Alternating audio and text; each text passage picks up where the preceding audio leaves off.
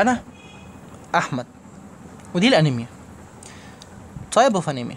بص يا صديقي، عندي انواع كتير من الانيميا. انا هتكلم بشكل جنرال شويه، وفي الفيديوهات الجايه ان شاء الله هتكلم عن كل واحده بالتفصيل. اول نوع عندي الايرون ديفيشنسي انيميا، ده بيكون بسبب النقص في الاف اي الحديد. تاني نوع الفيتامين ديفيشنسي انيميا، ده بيكون بسبب نقص فين؟ في البي 12 او الفوليك اسيد. تالت نوع عندي الابلاستيك انيميا، وده المشكله عندي هنا فين؟ في المصنع البون مارو ما بيطلعليش بلاد سيلز كفايه. رابع نوع عندي الهيموليتيك انيميا، ده مشكله فين؟ في تكسير كرات الدم الحمراء بشكل سريع. خامس نوع عندي سكسل انيميا، ده بيكون وراثي، بيغير لي في شكل الخليه. رابع نوع عندي الثلاسيميا، ده بيكون وراثي برضو.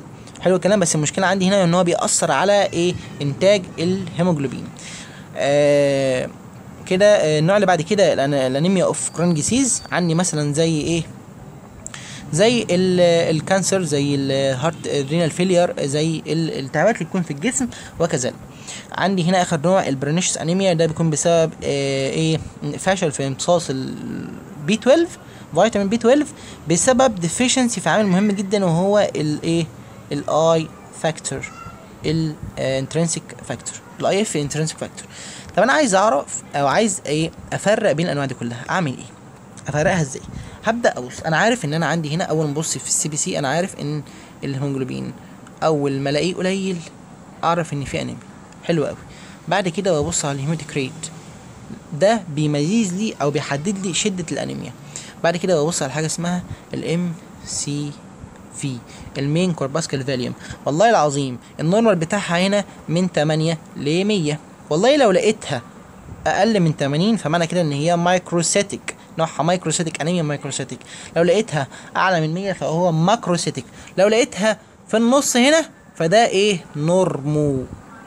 حلو. والله لو نورمو ده كده يبقى سببها وراثي او كرونيك ديسيز، لكن لو مايكرو فسببها ايرون ديفيشنسي انيميا. لكن لو ماكرو كبيره اللي هو اعلى من 100 فسببها فيتامين بي 12.